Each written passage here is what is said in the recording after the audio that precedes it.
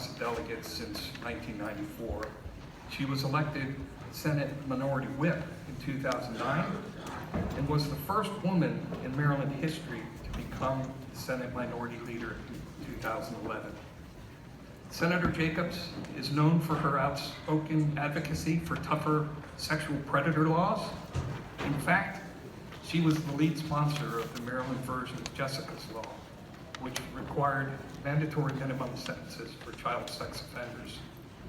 She has also been a leader in passing legislation dealing with criminal gangs, drunk driving, and the Cord Blood Initiative, which is dedicated to increasing the supply and utilization of stem cells from umbilical cord blood for the treatment of various diseases such as cancer and sickle cell anemia.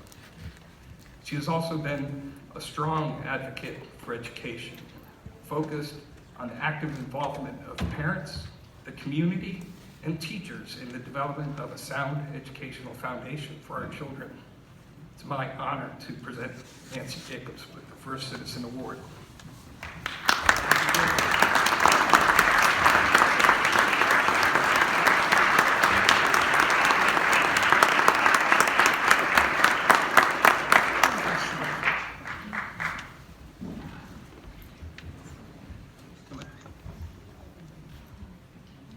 When she first got elected, she had this red dress on, standing by the road, waving. I said, who in the hell is this lady with the red dress on waving? Well, we found out on election night who she was. Because she was elected senator from Harford, and also Harford and Cecil County. No two counties easy to represent. And she did an outstanding job. Woman legislator, woman leader, Republican leader, outstanding senator. Nancy, thank you so much. Congratulations. Thank you. Well, it's indeed an honor. When Joy called me, well, is Joy in here? Now that figures. When Joy called me to ask me to be here today, I just assumed that it was because, today's Senate's passed, and we're going to honor Mike today, and we are. And we. Just about you, go ahead. Well, I agree. I second everything Senator Madaleno said. But it's such a privilege and an honor to be here. And I'm excited to be here. I look over at this side of the room and I see one woman, Senator Eckhart, Republican, who, oh, wait a minute, and Mary Beth Carosa. Yeah. Make progress. We are making progress because when I was elected minority leader, it was 11 guys and me. So we are making progress. And I think I might be, along with Helen Bentley, the first two Republican women to receive this honor. And love Helen Bentley. She did so much for the port. But indeed, it is a real honor to be here and to stand among these people. Rashern Baker, oh man, Rashern and I were on the House Judiciary Committee together. And we had this relationship, we had a great relationship. He loved my mother, I loved my mother. He always made a point to come over and speak with my mother anytime she walked in the room. He was a very, very special person, as you all know. It was funny, yesterday I was helping my granddaughter with her history lesson. She's homeschooled. And she was really excited about me doing that, and I was curious as to why. And it turned out her history lesson was about Maryland. And it was about Lord Calvert. And I thought, oh, this is great.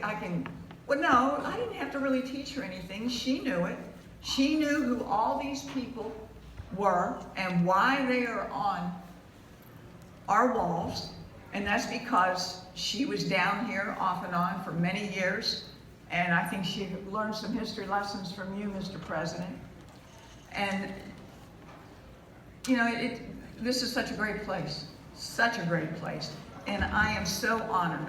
There are a few things that I really, truly agree with Mr. Carroll. One was, he was very, very involved in making sure of liberty and communities get their piece and get their say. And I realize that, and I so believe in that too. And another thing, I don't know if you all might remember this or heard about it before, but he was one of the first people to say that fees are taxes. You knew that. And I mean, there have been some people in this room that have said fees are taxes, but he was one of the first. And his handprint is on our committee system. It's on everything we do.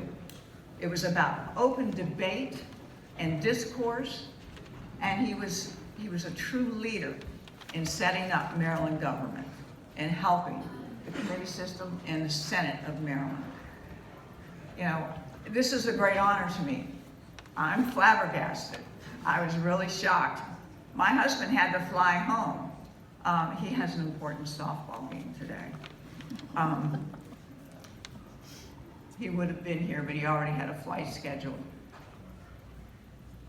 You know, we didn't get here by ourselves. We got here because we have a team, and we had a team who helped us become the leaders that we are. And I have two members of my team here today. My former chief of staff, Hilda Austin, and Cindy Titus. And